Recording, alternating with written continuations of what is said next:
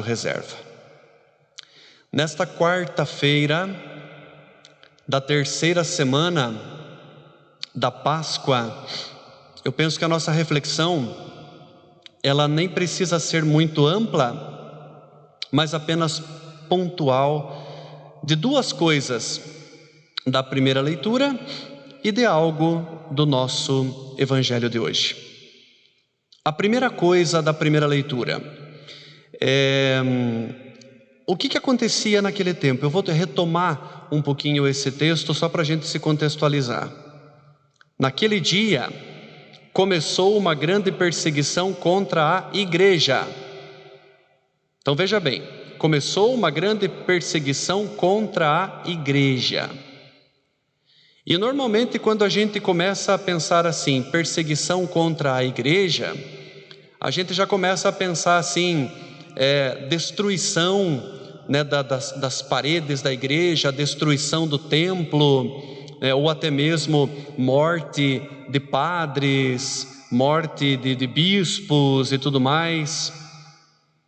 Mas aqui diz, olha, Saulo devastava a igreja.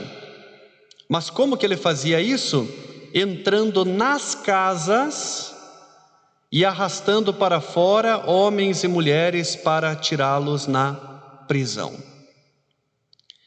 Diante disso eu quero dizer o seguinte: eu penso que essa palavra acho que nunca fez tanto sentido para nós quanto no tempo de agora, porque o grande convite da igreja é para que nós sejamos de fato igreja em casa.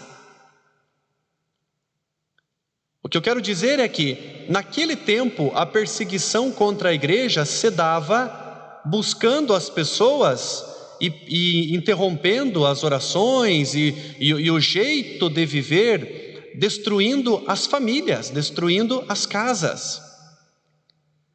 E eu vejo, olha o quanto que é significativo, o quanto que é importante essa concepção de que igreja não é simplesmente este templo. E igreja não se resume nos padres, não se resume, nos bispos, não se resume no Papa apenas, é também, mas não apenas. A igreja, ela se faz a partir do templo, a partir da celebração, mas depois no concreto nas nossas casas.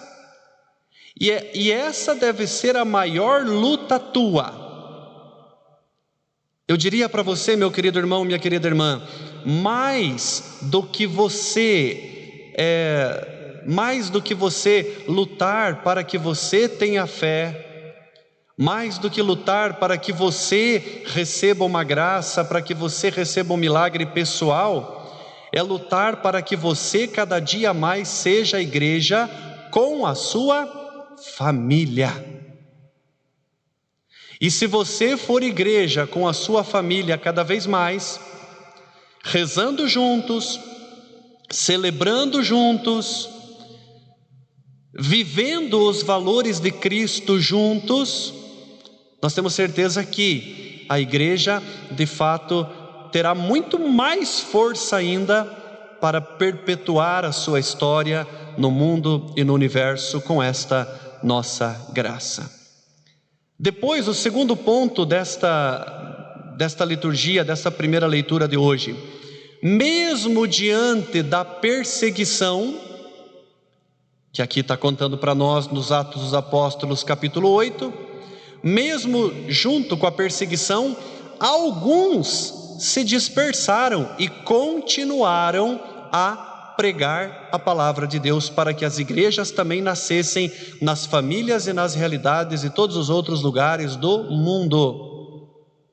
Quero dizer para você, meu irmão e minha irmã, lute a cada dia mais para você evangelizar, para você levar a palavra de Deus, não importa quantos ventos contrários venham diante de ti.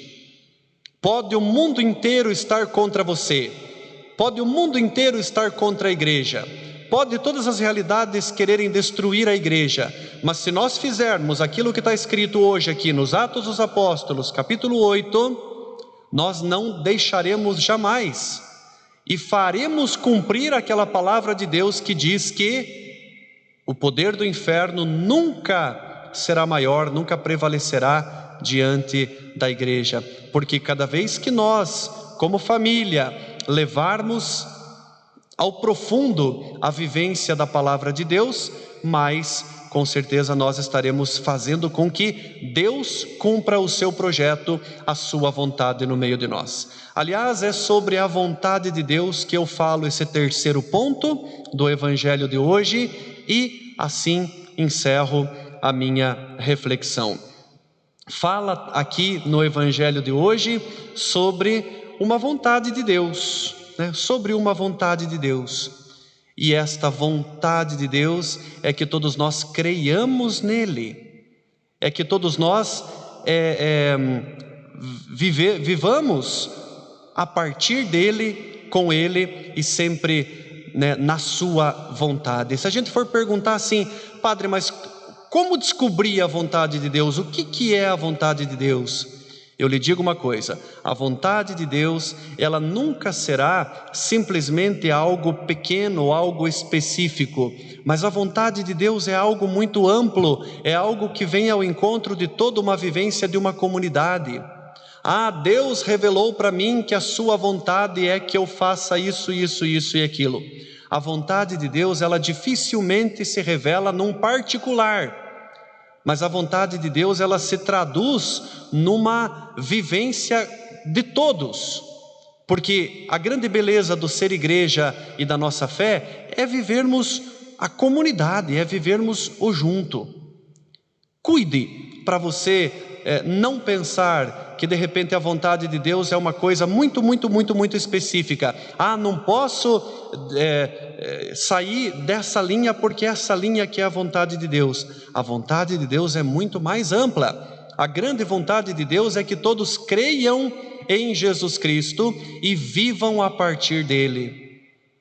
Nós não teríamos guerra dentro do Facebook, nós não teríamos guerra dentro das outras redes sociais, nós não teríamos guerra no mundo, nós não teríamos maiores e menores no mundo, se essa vontade de Deus fosse já vivida cada vez mais.